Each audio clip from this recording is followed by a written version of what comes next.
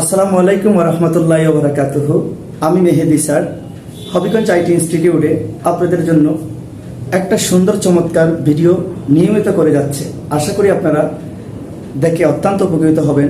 মূলত ভিডিওটা হচ্ছে কি, ইংলিশে জিরো লেভেলে আপনারা যারা আছেন আপনাদেরকে কিভাবে এই স্পোকেন ইংলিশে অ্যাডভান্স লেভেলে নিয়ে যাওয়া যায়, এই প্রত্যাশা নিয়ে কিন্তু আমাদের ভিডিওটা তৈরি। চলুন কথা না বাড়িয়ে আমাদের মূল ক্লাসে চলে যাচ্ছি।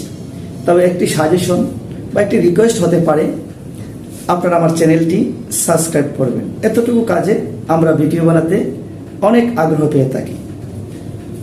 প্রিপজিশন, প্রি অর্থ পূর্ব, পজিশন অর্থ অবস্থান, আর প্রিপজিশন অর্থ পূর্বের অবস্থান। কার পূর্বে বসাবো? নাউন কিংবা প্রোনাউনের পূর্বে এমন একটি ওয়ার্ড আমরা বসাবো। এমন একটি ওয়ার্ড বলতে at, in, to, by, with, in বা ফ্রম, এরকম প্রিপজিশনগুলো আমরা বসাই অন্য এই সেন্টেন্সে অন্য একটি ওয়ার্ডের সাথে সম্পর্ক স্থাপন করে দেব। এটি হচ্ছে কি প্রিপজিশন। তো আমার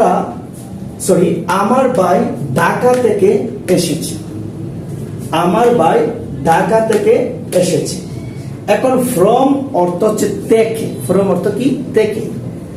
আমার ভাই ঢাকা থেকে, এই যে ঢাকার সাথে থেকে এ আছে না, এটা হচ্ছে কি বিভক্তি। আর এই বিভক্তিটাকে আমরা কি করব? প্রিপজিশনে নিব।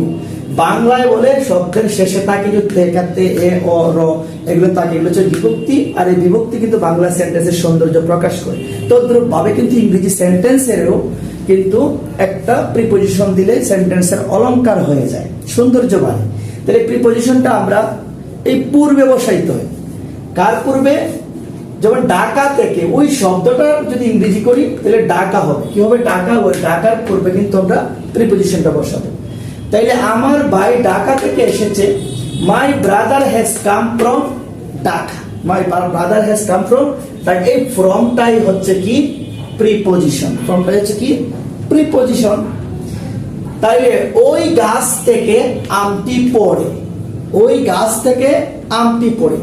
তাইলে the mango has fallen from the tree.